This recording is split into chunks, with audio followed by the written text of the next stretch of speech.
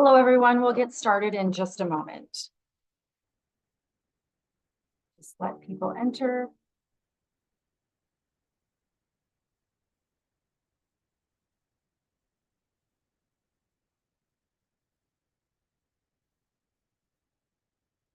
You can see people still entering the webinar, so I'll just give another moment and we'll get started.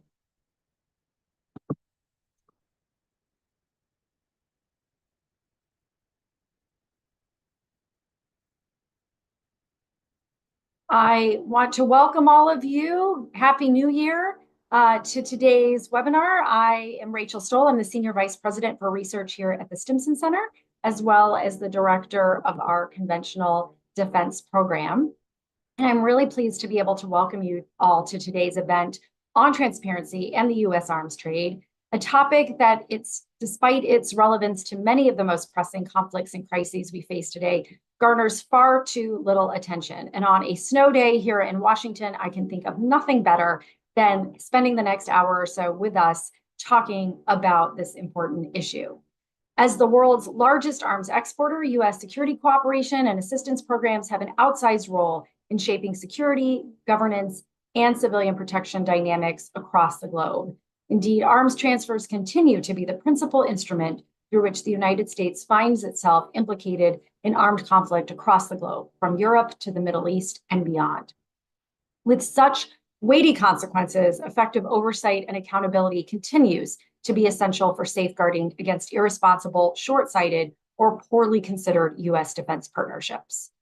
But effective oversight accountability depends on meaningful transparency. And unfortunately, when it comes to the U.S. arms trade, the state of transparency is poor and getting worse, eroding critical guardrails designed to ensure that decisions on U.S. arms transfers reflect the broad landscape of equities and interests at stake.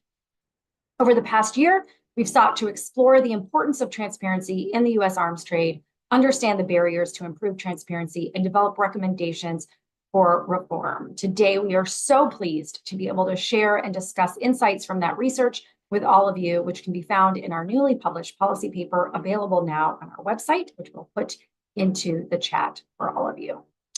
As you know, we plan to be joined by Congressman Joaquin Castro of Texas's 20th District.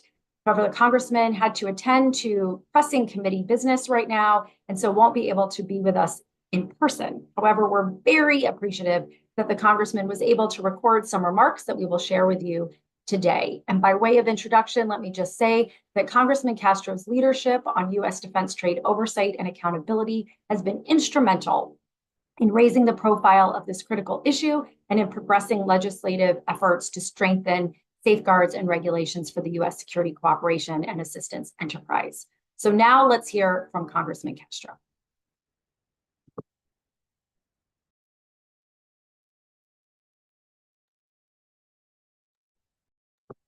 I'm not hearing the video. Let's maybe start again.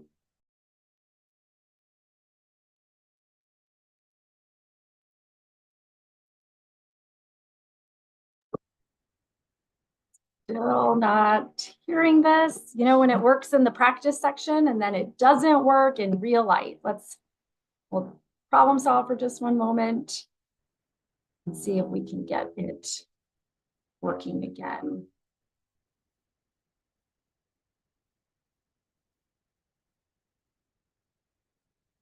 Still not hearing it.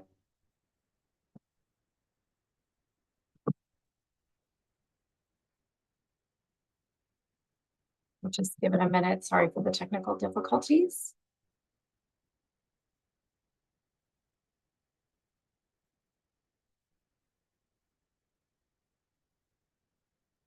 Still no sound. Let me see.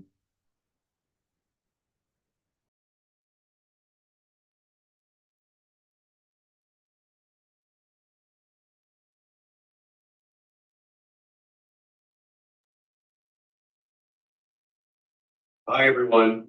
I'm Congressman Joaquin Castro, and I'm proud to represent my hometown of San Antonio, Texas, in the United States House of Representatives. I apologize that I can't join you in real time today, but I want to thank the Stimson Center for convening this very important discussion. I've served as a member of the House Foreign Affairs Committee for the last 12 years, and I've been very pleased to see arms trade reform move closer to the forefront of our national agenda, in large part thanks to the advocacy of many of those who have joined us for today's event.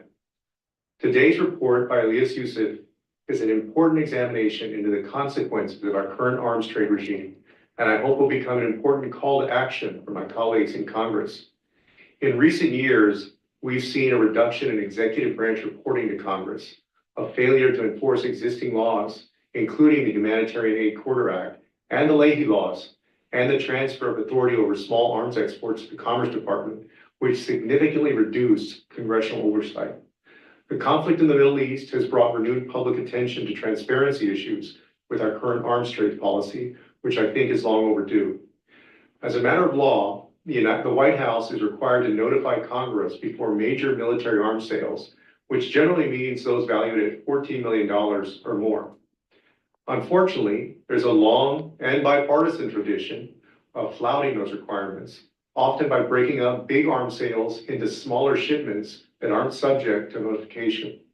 As a result, Congress is often in the dark about the true extent of American arms sales, even when they reach the most dangerous places in the world.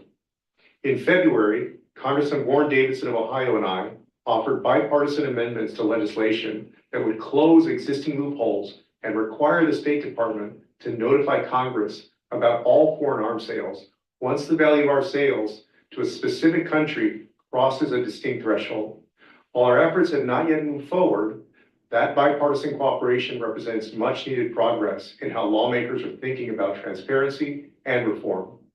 Last Congress, as ranking member of the House Foreign Affairs Subcommittee on the Western Hemisphere, I introduced the Armas Act, which aims specifically to address the challenges with diverted arms shipments to Latin America and the Caribbean. I thank Civic and many of the experts at this event for their input into this legislation and your help in building support for it. The Armas Act, which I plan to reintroduce this Congress, provides for congressional notification, review, and oversight of certain small arms exports, and requires the State Department to create a certification requirement for the end users of U.S. arms sales to ensure that our weapons are not ending up in the wrong hands. This work, as y'all know, is important, and together we can save lives and build pathways to peace across the world. Thank you all. I look forward to seeing you soon.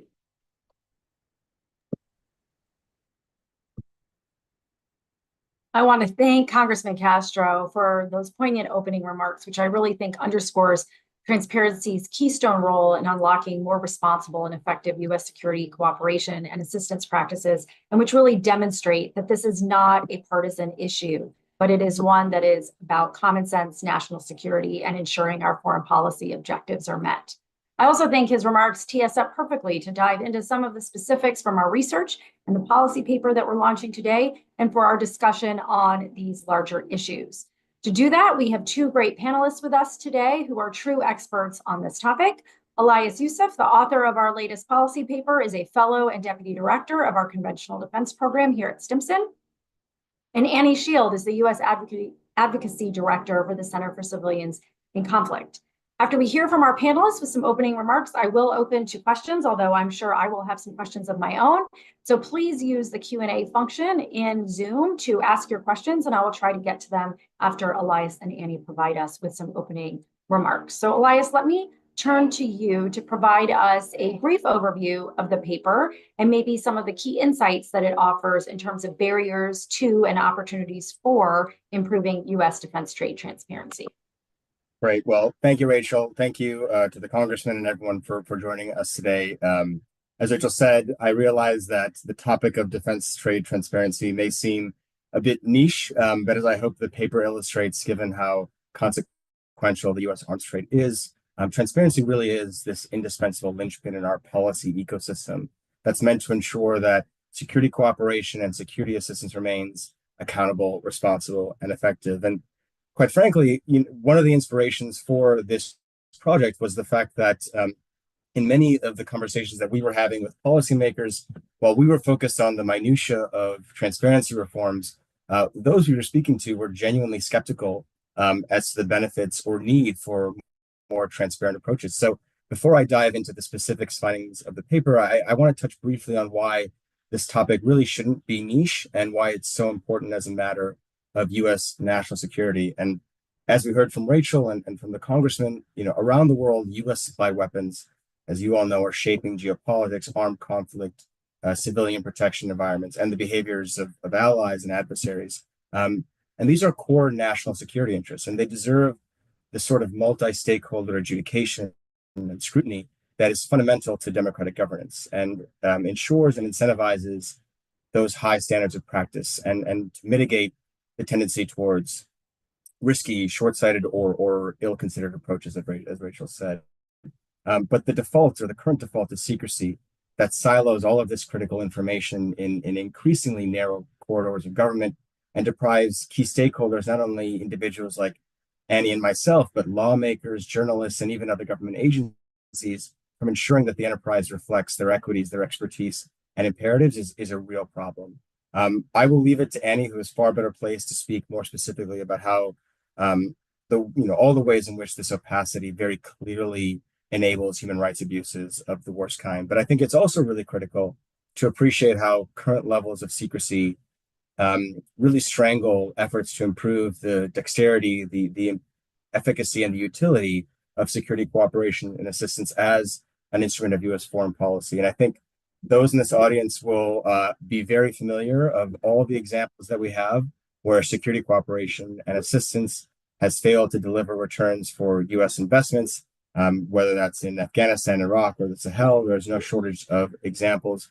But in considering why we are so frequently disappointed by our security cooperation partnerships, I can say from experience that the dearth of quality and consistent and comparable information, the kind that is really essential for research and analysis, is at the center of the problem. And unlike the extensive body of literature and data that has over years dramatically improved, for example, the practice of international development assistance, information on security cooperation and assistance is just far more limited.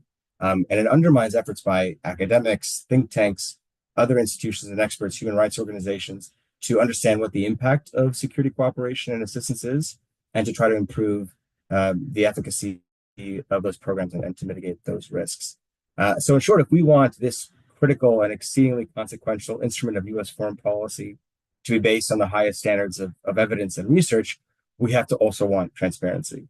And I think also it's important to consider how transparency or the lack of transparency can warp the political incentives around security cooperation decision making.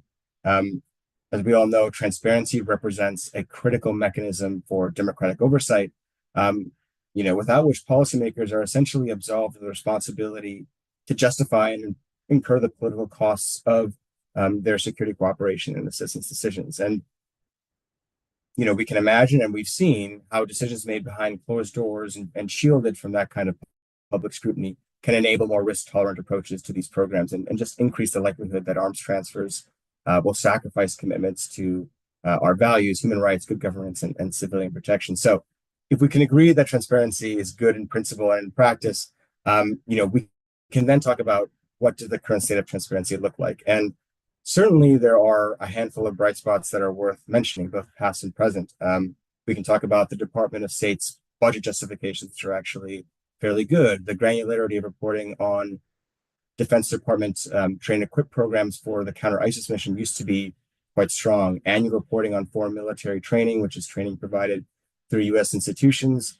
All of these embody good practice that should be replicated across the enterprise. But unfortunately, as Rachel said in her opening remarks, the broader state of transparency is indeed poor and getting worse. And in almost all areas, information on security cooperation and assistance is either unavailable to the public, doesn't exist in any form, is made available in ways that undermine the transparency utility of the reporting.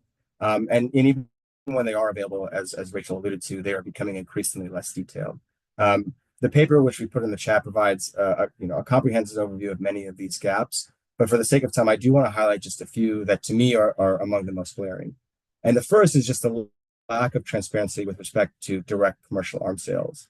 These are sales that are licensed by the Department of State, but managed and negotiated directly between U.S. companies and foreign clients. And direct commercial sales, or DCS, as you'll hear many of us call them, they represent more than half of all U.S. arms sales in a given year in financial terms. And despite that, they are comparatively much more opaque than their government-to-government arms sales counterparts. There's just much less information available on these transactions, especially at the notification stage when the U.S. government is required, as Congressman Castro mentioned, to tell Congress about a proposed sale. But these licenses are not posted publicly. And while some data can be gathered from, combing online sources, congressional reports, or other platforms, even in those sources, the information is often omitted, key information, whether that's the specific capability, the dollar value, the quantity, all of that is often very opaque. And while researchers have found ways to connect the disparate dots from all these various and often very obscure data sources, I would point you to the Security and System Monitor that does much of this good work, as well as others. It's still hard to get a full picture of what DCS notifications look like, and really is a conspicuous hole in our understanding of U.S. arms transfers. And the second, one that I find especially troubling is the near total absence of information on Department of Defense run security cooperation and assistance programs. Many of you will know that after 9/11, the number of military aid programs under the authority of the Department of State really skyrocketed compared to the numbers that were operated by Department of Defense skyrocketed compared to the Department of State. And many of those have been since consolidated into more comprehensive authorities. They still represent a massive and especially consequential component of U.S. security cooperation and assistance. And these Title 10 authorities, as they're called, these programs often take place in especially insecure environments where governance remains unsettled, including security governance. They often involve the physical deployment of U.S. forces in train, advise, and assist capacities. And research has been shown to show that they often enable risky behaviors from partners, as well as place U.S. personnel in situations where hostilities are exceedingly likely. But public reporting on these programs is virtually non-existent. DoD budget justifications are of very little help. They provide information in these highly aggregated forms that often combine various programs into one dollar figure for the next fiscal year with virtually no country level specificity, which makes it nearly impossible to determine with even a modicum of specificity the scale, scope, and nature of U.S. capacity building efforts. And this has very real world consequences. Many of you will remember the incident in Niger where 4 U.S. service members were killed in an ambush while deployed ostensibly as part of a Title 10 capacity building effort. And there was an enormous amount of surprise, both in public and on the Hill, that the United States even had a presence there, which really goes to show how dangerous that kind of opacity can be. And the last aspect that I want to raise, because I think it touches on so many of the challenges that this community faces, is the deterioration of existing public reporting across the enterprise. Really, over the last decade and a half, what little but vital public reports do exist in the public domain, they are becoming increasingly less detailed and methodologically less rigorous.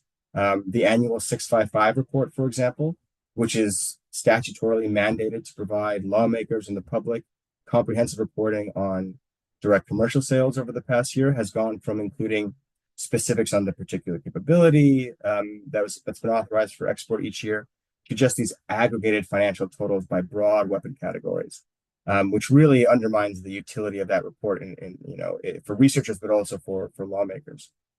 Similar reporting from the Department of Defense on government-to-government sales has also become increasingly aggregated, with distinct categories of transfers that were included in earlier iterations of the report are now eliminated, as well as country-specific information from the building partner capacity sections.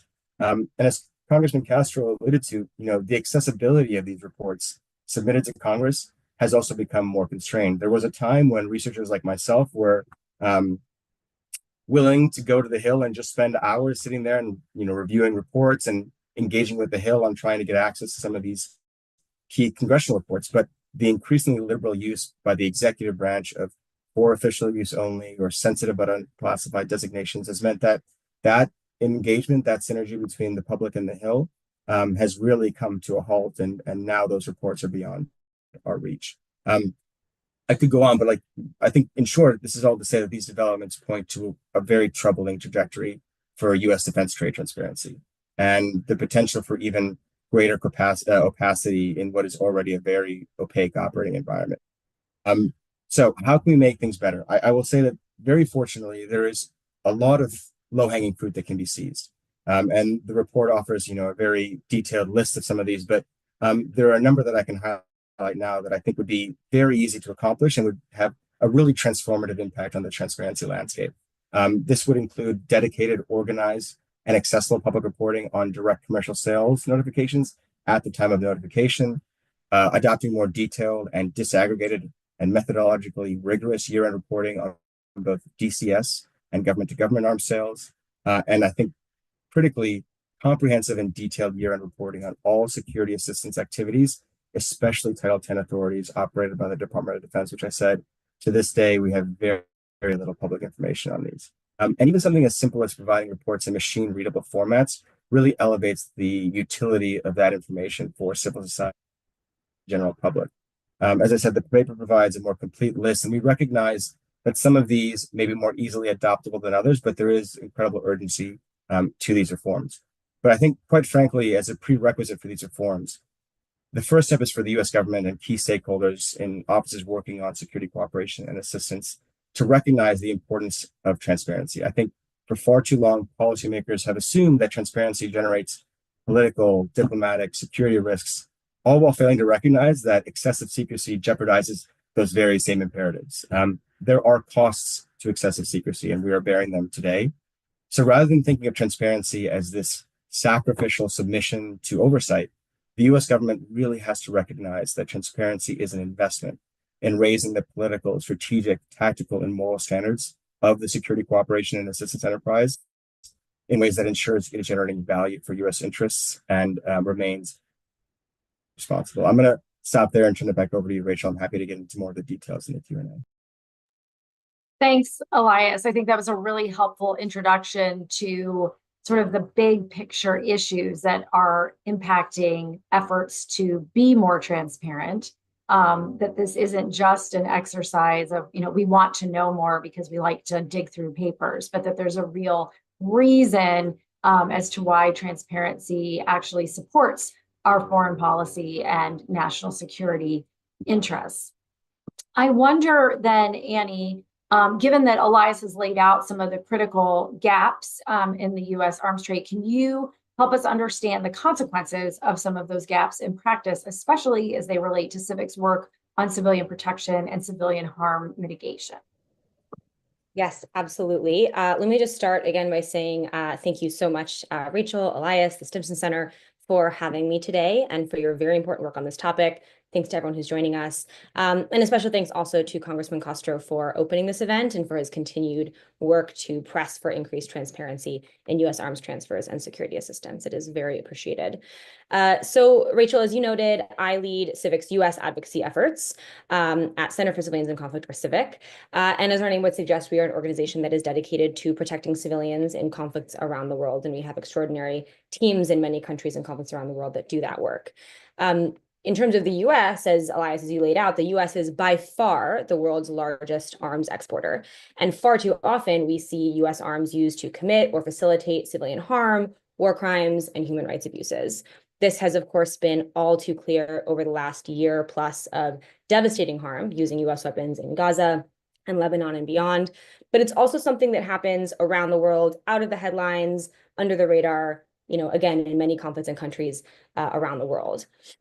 Transparency around U.S. arms transfers and security assistance is a prerequisite for reckoning with how the U.S. contributes to civilian harm globally, as well as for preventing future harm and ensuring accountability for violations when they occur.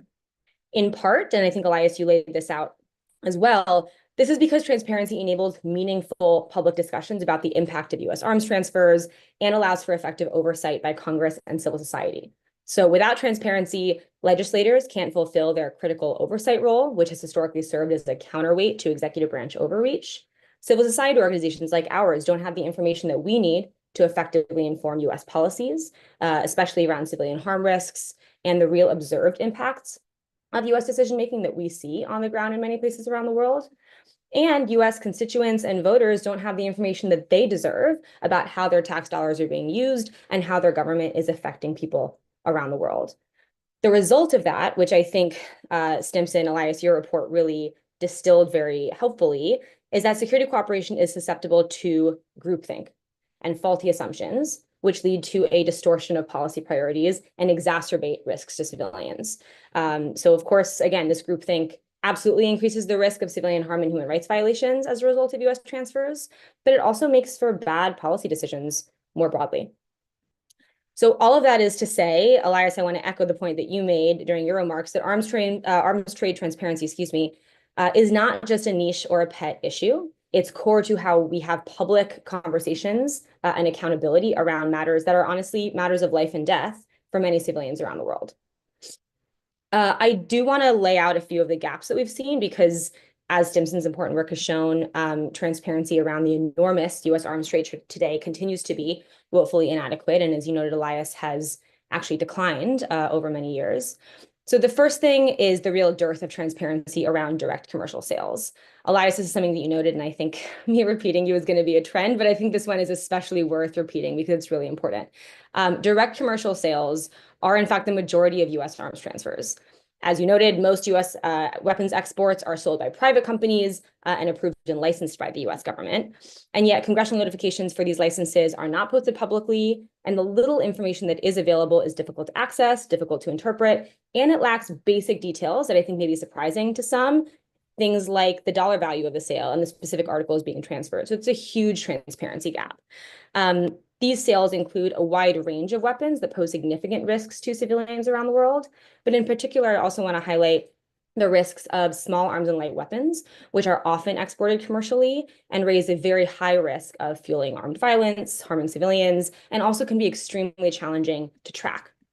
Notably, for the past few years, responsibility over the export of certain firearms has shifted from the State Department to the Commerce Department, which is further undermined oversight and transparency. And importantly, I do want to call out that Congressman Castro has led really important efforts to enhance Commerce Department transparency, and his Armas Act would increase accountability and transparency in exports of firearms, as he noted earlier. So again, a big thanks for that. I also want to call out again Defense Department security cooperation transparency. I won't repeat what you noted, Elias, but I will just call out one specific set of programs where this is a big concern for Civic, which are the secretive special operations programs like so-called 127E or 127 Echo or 127D, 127 Delta, which are named for the sections of Title 10 in which they're authorized. And they provide millions of dollars for direct support to foreign and irregular forces. These programs run serious risks of US support for civilian harm and human rights abuses around the world, yet are conducted with zero transparency, even for most members of Congress, and are exempted from legally required human rights due diligence and vetting like the Leahy laws. Two more quick things I'll note here before closing. One is a big threat to transparency, which is recent efforts to increase congressional notification thresholds for major arms sales, which again brings us even further from the limited transparency that we have today.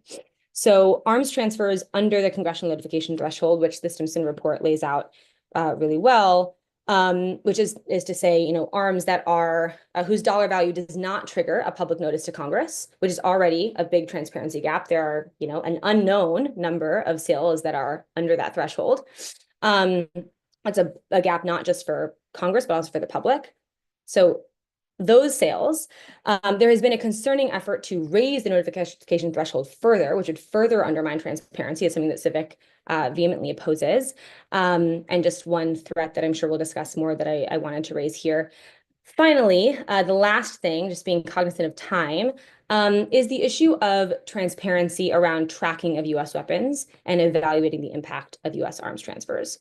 So something that Civic and Stimson have both long raised is that there has been a significant gap in how the US tracks the use of transferred US weapons globally, including in violations of international humanitarian law and human rights. So-called US and use monitoring programs are, as we have long noted, a misnomer that do not undertake this particular function. The State Department has developed over the last few years the Civilian Harm Incident Response Guidance, or the CHIRG, which does finally provide one way for the US to track reports of civilian harm using its weapons. But very little information about this process is available publicly, and we do not know what this process has found, what consequences, if any, have arisen from credible reports of violations using US arms. So that is kind of one area where much more, not only is more policy effort needed to actually do more of that tracking, but more transparency about the results of that tracking is critical. And then also, similarly, the US has a very long way to go in monitoring and evaluating the efforts of its assistance, or sorry, the effects of its assistance, not only in terms of civilian harm outcomes, but also in terms of meeting its other general stated goals. And so more honesty and transparency about the impacts of US assistance and what it can actually deliver, both internally within policymaking, but also externally to Congress, civil society, to taxpayers, is really critical. Lastly, and I will not get into this here, but I do think, as Elias, as you laid out, your report gets into really critical recommendations for what can actually be done to improve transparency. For the sake of time, I'm going to stop there and leave more about that for discussion. But thank you so much again. Really appreciate all your work on this. Thank you, Annie. It's always good to sort of remind ourselves why we're doing this, right? What is the impact of not being more transparent about our arms transfers? And to that end, we have quite a few questions in the chat. Please keep them coming. But I want to start with, Elias, for you, a very sort of top line question that we have, which is in your experience, what have been some of the most common barriers that you've accounted to advancing transparency? Like, what are the most common reasons the US government cites for continuing to limit its public reporting and being as transparent as it could be? Sure, it's a great question. I think, there are several categories. I think one is more technical and genuinely about the practice of collecting information. I mean, as we all have talked about, the scale and scope of US security cooperation assistance is vast and run by numerous agencies across the US government. So collecting that information, synthesizing it, and producing reports that, often take different kinds of data collection methodologies and try to match them up can be very difficult, and it's a resource intensive task, especially when we're working across the interagency, as I said. But I think maybe more challenging are the barriers that relate to faulty assumptions or misguided assessments of risk when it comes to transparency. And I think, Annie will be very familiar with this, but one of the most frequently cited justifications for secrecy that we hear from the US government is about operational security concerns, that improving transparency would jeopardize US or partner operations or provide adversaries with exploitable insights into US partnered operations or things like that. And of course, OPSEC, as it's called, is undoubtedly an important consideration. I think no one questions that. But I think that the concerns exaggerate the risks of the proposed reforms that we are talking about, and they also make shaky assumptions about the implications for transparency in the context that we're talking about. For example, in many cases, we are told that providing public notification for direct commercial sales would telegraph to adversaries that there is a capability gap that a partner has. I think that's a pretty faulty assumption. Simply notifying a sale does not imply a capability gap or the absence of analogous capabilities. And I think really critically, there are public notifications for government to government sales without any discernible harm to operational security. And, we are not talking about proposals that would tell us the geographic location of certain capabilities, the movement of troops, the transport, the timing. In many cases, these capabilities take very many years to get to where they're going. So I think that both the assessment of risk there is exaggerated, but also I think it ignores the ways in which transparency reform can be carefully tailored to navigate those concerns. And I think the second one that is very common is concerns about proprietary commercial information. And we've been told time and time again that the US government cannot reveal certain information around direct commercial sales because they would be violating their obligation to protect commercial information. I think from our part, this presents a couple of problems. Number one, I think it again exaggerates the risk that this poses to the private sector. In many cases, these sales are already, particularly for DCS, are already under contract, or there's some sort of agreement that's already been made there. And again, there are other forms in which DCS notifications are made public, maybe in a disaggregated manner, but certainly not in a way that seems to harm industry. And we've been told by industry representatives on a couple of occasions that price disclosures are not a particularly high priority for them. And I would also add that, if you look at the Arms Export Control Act, that sort of is one of the framework laws governing U.S. arms sales. The overwhelming impetus in that language is to be transparent, and it obligates the executive branch to disclose a lot of this information unless there is a national security risk. But in its operationalization in the international traffic and arms regulations, so the actual regulations that implement the law, much of that seems to have been reversed. And in a particular clause, it says that there won't be any release of information related to the adjudication of these licenses, which I think to me represents a terrible misreading of both the letter and intent of the AECA. So that's all to say that there are both ways to craft reforms that take into account these concerns. But I also think that in some cases the concerns are either misguided or misinformed, or really represent a misunderstanding about what transparency is meant to achieve and what we're talking about. And I would just have either of you just to add to this that we've seen a real devolution of transparency over this exact information in the past 20 years, like particularly since 9/11, but really I would say in the last 10 years in particular. I wonder if you could speak to that at all. Yeah, absolutely. I mean, I touched on it briefly in terms of the public reporting that existed for direct commercial sales, how those reports have become so much less detailed for government to government sales as well, but also in simply the information that was posted publicly, even if it wasn't the most accessible, on congress.gov, for example, which used to include individual capabilities and dollar values. Even that over the last, I'd say, 4 to 5 years has become much less accessible. And I'd also add, that practice of going to the Hill and engaging with your congressperson to get information, to see a report, that was vital for a lot of us researchers. I know I myself, when I was at a previous organization, went and hand wrote reports about this and was able to put that publicly in the public domain so that other researchers and human rights advocates could use that. And that's also dried up as well. And so I'd say, that is about the trajectory of transparency in U.S. security cooperation, and it is quite troubling. Annie, we've laid out a lot of the issues. I'm wondering if we can be a little solutions oriented. We lay out a lot of policy recommendations in the report, but I wonder if you could add to that in terms of what we could see Congress or the administration take on in the next few years. Yes, absolutely. And I will say Stimson's focus on practical recommendations is certainly one of my among my favorite things about your work. So thank you. Maybe I'll start more broadly by just saying transparency is a choice. Opacity and obfuscation, those are choices. And I say that before getting into more specifics because I don't want to make this sound like rocket science. You can decide to be more transparent. The administration, the executive branch, can simply choose to share more information. It is often truly as simple as that. And certainly, to your points, Elias, ending past transparency practices is absolutely a choice. Someone has to sit down and say, we're not going to do this anymore. So with that said, in the absence of that choice, Congress can and should also absolutely demand more transparency, including both through oversight and through legislation. So I'll highlight just a few of the things that are also in your report. One is, again, going back to this issue of under threshold sales. So not only would we say absolutely do not increase the congressional notification threshold, but there are also ways to establish mechanisms to increase transparency for those under threshold sales.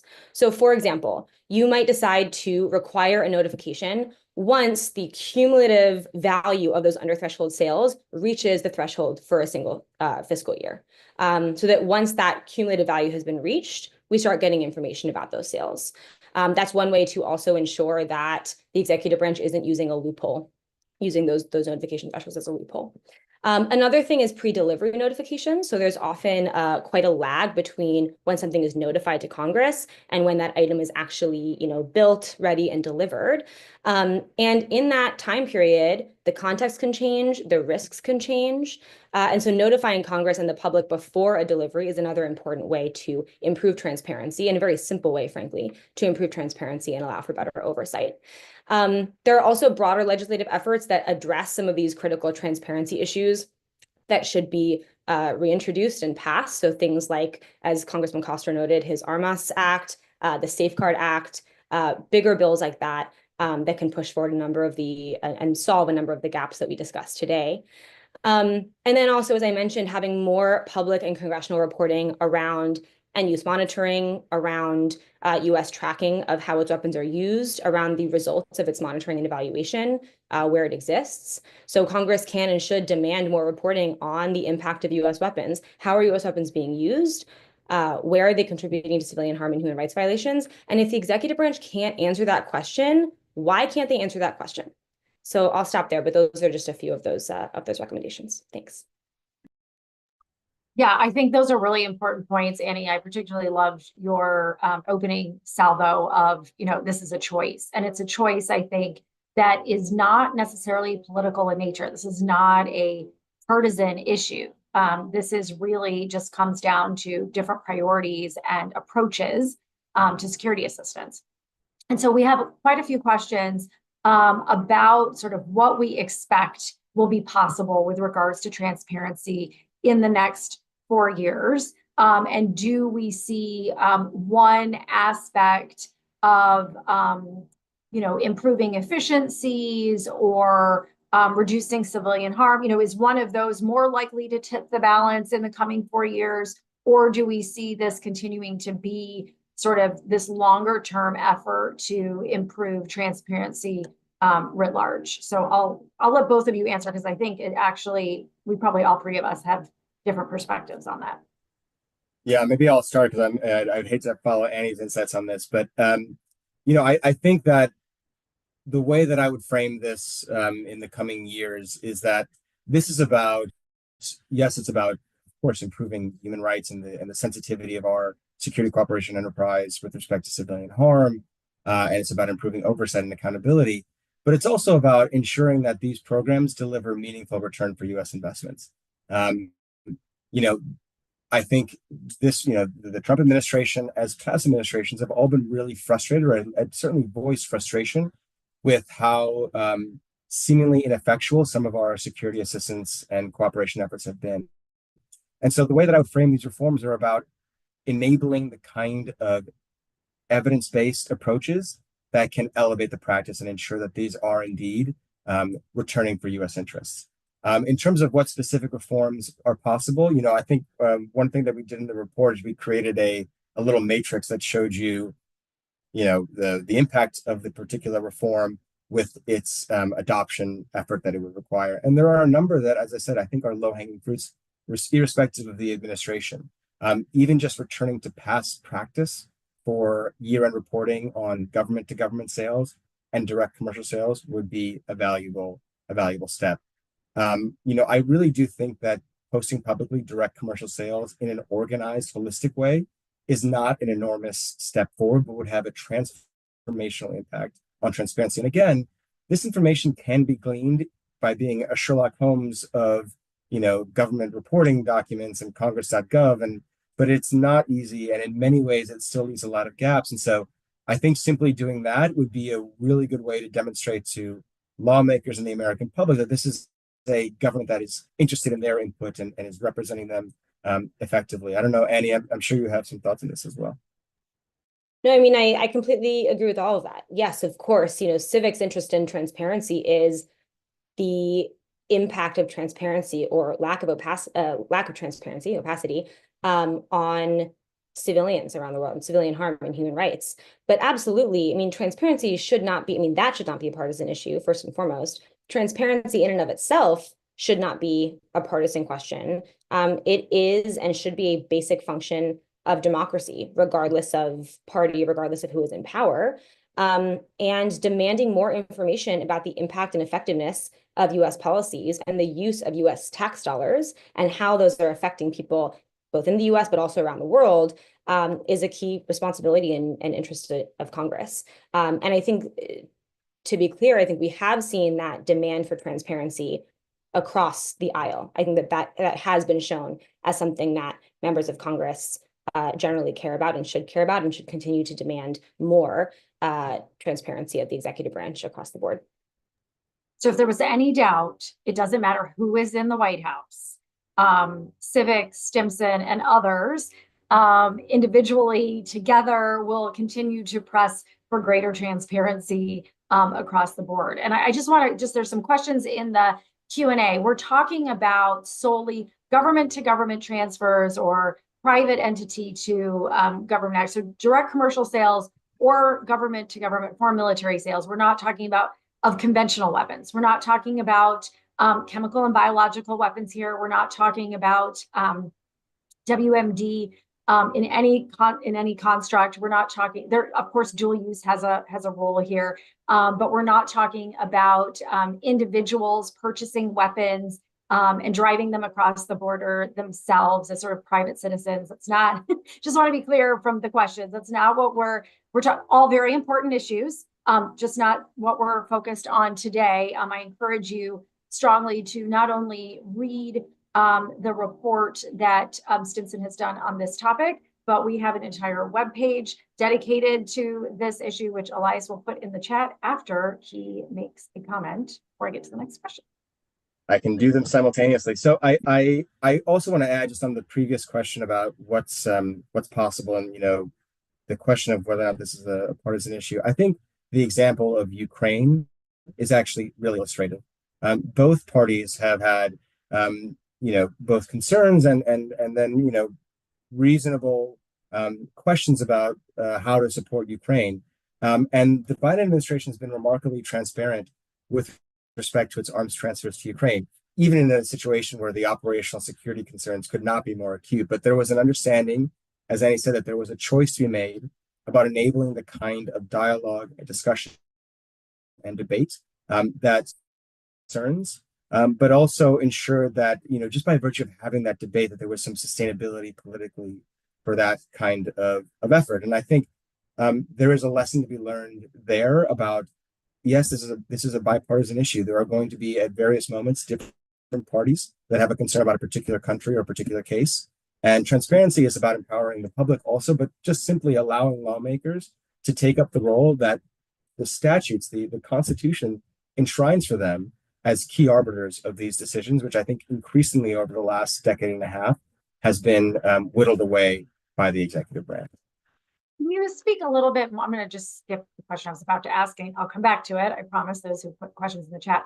But I wonder if you can speak a little bit more to that, because I think there is a fundamental lack of awareness or understanding of what those transparency obligations are. That while we as researchers like to pore over government documents and do analysis, this is not something that solely exists for researchers, right? This is a long-standing, you mentioned the AECA at the beginning, Elias, but there's a long-standing tradition of transparency in US policy and practice. Can you explain sort of how or why members of Congress, even those within the executive branch who may work for offices they just don't have the historical context or understanding of the obligation and the importance of those obligations? Yeah, I mean, I think it's been understood, and I'm going to turn to Andy on this as well. I think it's been understood that it's a fundamental component of improving both the practice of these kinds of programs or just democratic governance more generally and foreign policy. And as I mentioned, for other analogous enterprises like the international development assistance, it has benefited enormously from the availability of really high quality, detailed information.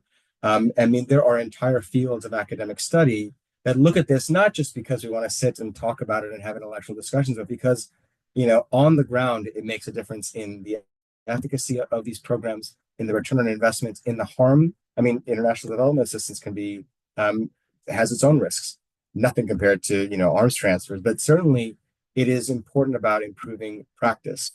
And it is why, the Arms Export Control Act enshrines, as I said, lawmakers and Congress as key arbiters in decision-making. And simply by spreading out the roles and the responsibilities, you do a better job of covering the various expertise and equities that are at play here. And as Annie said, you avoid that sort of knee-jerk reaction to groupthink. And I think really critically, when we're talking about the Hill, yes, there may be more information available on the Hill, but without public transparency, without pairing that with public transparency, you really still have a problem. I mean, the number of responsibilities that these staffers have are enormous. They have large national security portfolios, competing priorities, and security cooperation and assistance is complex. It is difficult to understand. We have written, Rachel and even though we have written guides to this that have to be updated very frequently, it is a very complex and ever-changing enterprise. And so without having that symbiosis between the public and the Hill,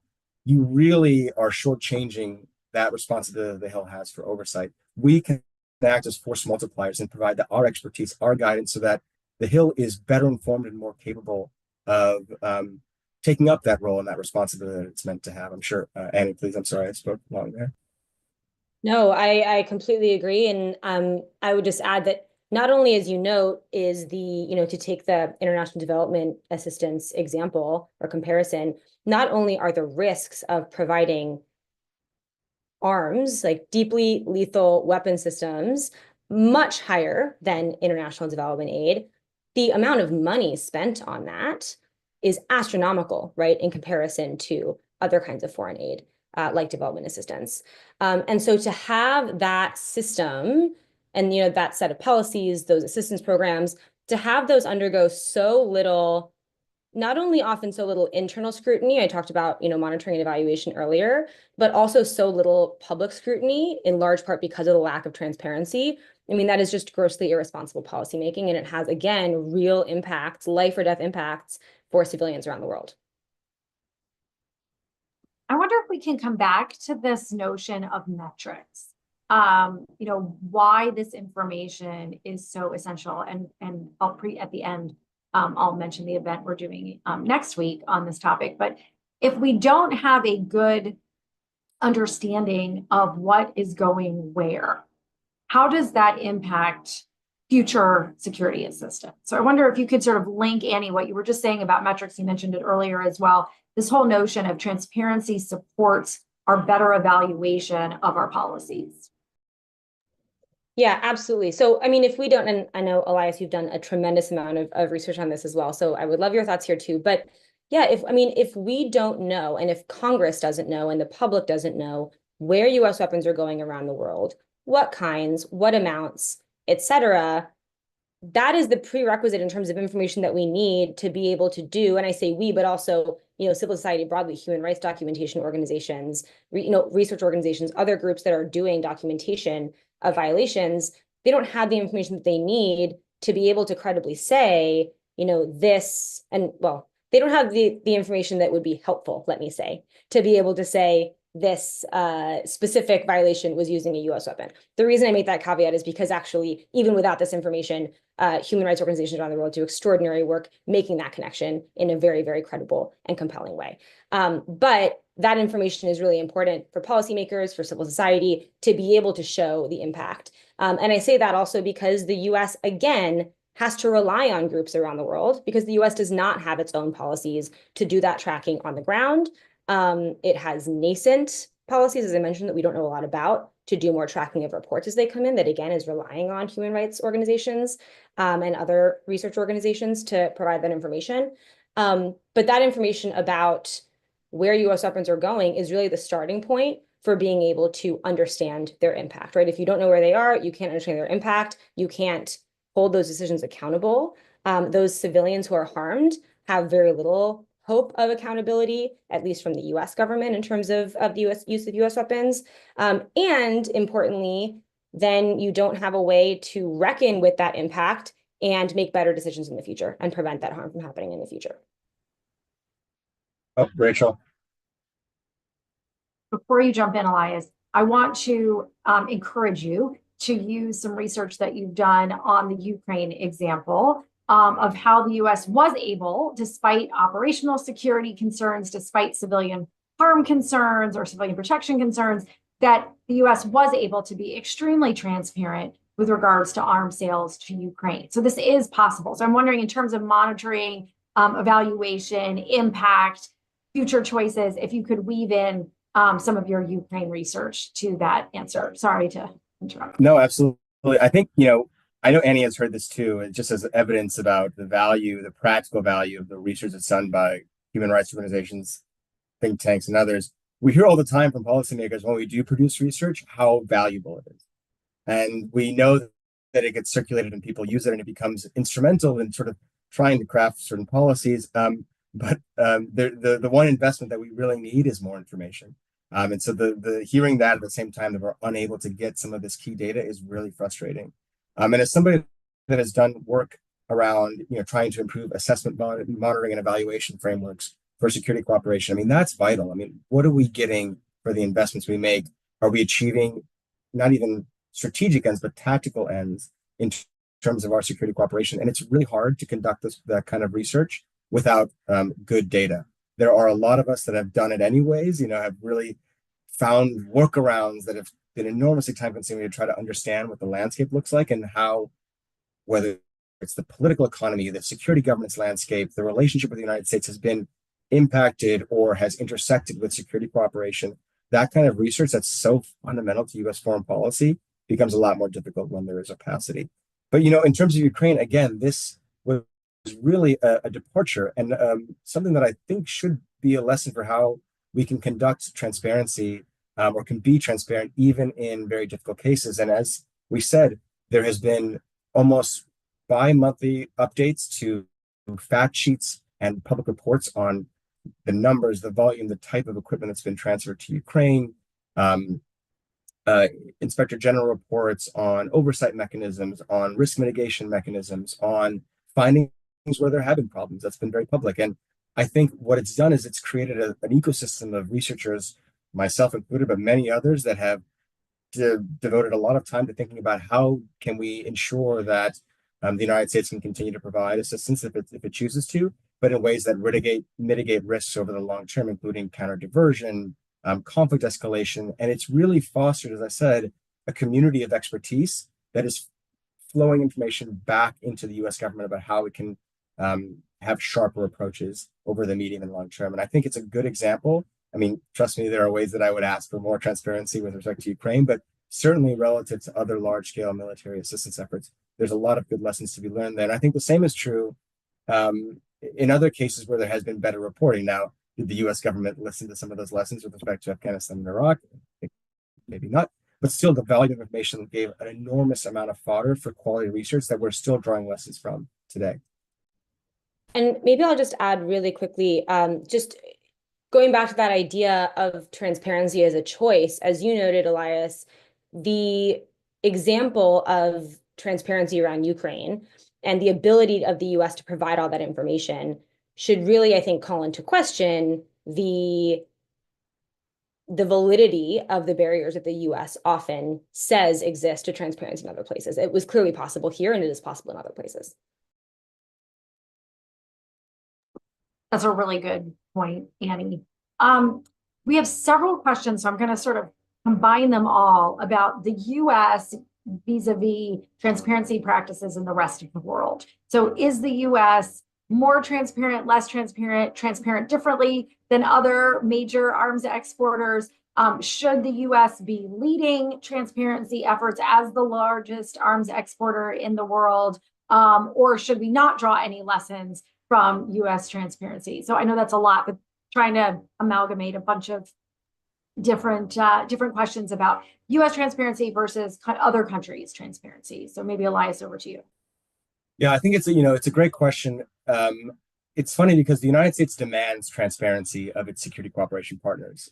In fact, in the CAT policy, one of the few mentions of the CAT, the Conventional Arms Transfer Policy, which was revisited or revised by President Biden, it says that transparency is a key aspect of its considerations for U.S. arms transfers and sort of a key element of good security governance. And so, we do demand it of others. Now, the United States has a relatively robust regulatory system for security cooperation. It is less transparent than some other partners and more transparent than others. But I think the point you made, Rachel, is exactly right. The scale and scope of U.S. security cooperation is just of a degree that is incomparable to any other exporter on the planet. I mean, the United States makes up, I believe the tally that I last saw was over 40%, and I suspect it's grown since that report came out, of the global arms market, more than the next, it's 5 or 6, next exporters combined. And so, I kind of bristle at this claim that the United States often makes, saying it's the most transparent exporter on the planet. I mean, that is not always true. And it sort of doesn't matter. I mean, we have to be held to a different and a higher standard, in part because we have an outsized impact on global peace and security, on armed conflict, because of the scale and scope of our arms transfers. And again, as a democracy, and as a country that states that's very, very compelled by a rules-based international order that demands transparency and security governance from its partners, I think we should be leading by example. Annie, did you have anything you wanted to add to that? No, not really. I mean, I was really going to point to exactly what Elias pointed to, which is just the enormously outsized impact of the U.S. arms trade. And that if what we are seeing right now is the best in the world, that is so unacceptable. And we need far more transparency about the largest arms exporter on the planet. One of the issues that we hear about a lot is lack of capacity for the civil servants who are responsible for compiling these reports, or lack of capacity to collect this data, et cetera, et cetera. But we've recently heard the lack of capacity in the defense industrial base as leading to reasons for both lack of transparency or lack of ability to participate fully in some of the arms trade reporting by the executive branch. I wonder if you could talk about, and particularly, I think, in terms of the commercial piece, Elias, and some of the earlier work that you've done, sort of this partnership between industry and civil society and the executive branch in terms of promoting arms trade transparency. Yeah, I mean, I think that ultimately the transparency in this regard is the responsibility of the U.S. government. I mean, arms transfers are meant to be an instrument of U.S. foreign policy. And I certainly understand that there have been, in recent past, there has been a tendency to treat it as just another commercial enterprise, but it's not. There are just a different scale of risk here. I think it's important to recognize that this data is available in various sources, and as a matter of commercial necessity, the private sector must manage this kind of. I mean, it's just as a basic accounting that they would have this information. But I think it's important for the U.S. government to take up its role and incentivize participation in this regard. And I think simply prioritizing transparency as a foreign policy will be really important in that regard. I mean, U.S. industry will likely, I suspect, follow the lead of the U.S. government. And that's not to say that this isn't a resource-intensive thing. There are plenty of reasons why this is not necessarily easy, and a totally different discussion about resourcing the challenge appropriately. And I think that's a discussion that many of us would be willing to have. What is necessary to get to that end state? But when the U.S. government wants to prioritize something, it can get things done. And I think the fact that this isn't a priority for the U.S. government sends a bad signal to industry about what its obligations ought to be. This is something that it really has to be the U.S. government's responsibility to lead on. And I just want to give a shout out to the number of U.S. government employees who are on this webinar today, despite it being a snow day, who we are very appreciative of not only the time that you are spending on this webinar, but we recognize the enormous amount of work that you do on this topic and the importance of this work towards ensuring that U.S. national security objectives and foreign policy goals are met, and that we have the information required to not only evaluate arms transfers, but evaluate our approach to some of these transfers. So just I add to that, I think yeah. it is absolutely right. There are people that work very diligently in trying to get this information organized and available, whether it's within government or for external use. And I certainly appreciate that there is reporting fatigue, especially as it seems that every NDAA or every new piece of legislation creates a new obligation for reporting. I think one of the benefits of a more deliberate and intentional approach to transparency is being able to address the demands for that information in a more organized way that builds on synergies, tries to mitigate some of the duplication and of effort that can exist in reporting requirements. I think that there is an opportunity there to have a dialogue. I mean, I would love to have that discussion about where does reporting add value and where does it not add value? Where is it redundant? Because I do think that, yeah, this is a resource-intensive task, but because it feels so disjointed and because there isn't that sort of more accessible information ecosystem, you'll keep on finding that whether it's lawmakers or civil society will continue to demand these more ad hoc reports, these more occasional reporting, and that only adds to the fatigue that I'm sure many of our colleagues in government are facing. Thanks. I am conscious of the time, and I also recognize that for many people, this is a snow day, and so you're giving extra time to this work today. But I want to give you each an opportunity to provide some sort of closing thoughts or frame that you want to leave everyone with. If they remember one thing about transparency and its importance, what would that be? Elias, we'll start with you. Yeah, I think, too often, as I said, transparency is thought of as this obligation and this cost that we impose on government. And I really want people to walk away with an understanding that it isn't about submission to some sort of, arcane, strangling oversight. I mean, oversight is really critical and accountability is critical in democratic governance. But truly, I really believe that a lot of us, researchers such as myself and others, are trying to improve and raise the standards of this enterprise so that it returns meaningful investments to the United States and mitigates the risk that we end up committing really terrible acts or being implicated in the predatory or abusive behavior of partner governments, or simply failing in our security assistance and cooperation partnerships. I think that there is an opportunity here to make an investment through transparency, and I really do think that it has the potential to improve the practice of security cooperation and assistance. In the vein of me repeating things that Elias has said, I was actually also, in closing, going to go back to the point that you started with, Elias, which was that idea that this is not, in addition to what you just said, that this is not just, a niche, wonky thing, that transparency is, a key function of governance. And that transparency is, to the point you just made, a conversation, right? It is a conversation about, in this case, the impact of U.S. security assistance and arms and how those affect various, for U.S. policymakers, U.S. interests, in particular, of course, for my organization, how those impact civilians around the world and U.S. responsibilities. So I think that's one key piece. And then again, just going back to the idea that transparency and opacity are choices. And I think that's really key because there is a lot that can be said about, the barriers for transparency, why transparency might be challenging. But at the end of the day, it is a political decision.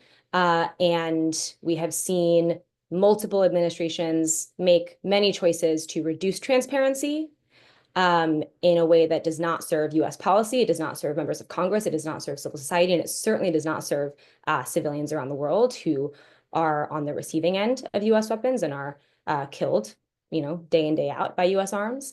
And that likewise, the next administration, future administrations, members of Congress can make decisions that increase transparency and allow us to have that really important conversation about how U.S. arms are being used around the world.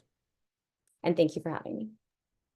Thanks to you both. This is a wonky topic. I hope, however, that we've demonstrated that it's not really as wonky as many other things that we do here at Stimson, but also that it has real world impact. So it may seem like it's something that's very far away and not really all that important, but it has a very direct line to not only responsibility in the arms trade, but also mitigating the risk of harm from the U.S. arms trade. So I appreciate both of you taking what could have gone into a very wonky realm into something that's very approachable and very understandable. In that vein, Stimson next week will be hosting a very exciting event called The Limits of Influence, the challenge of translating security cooperation into leverage.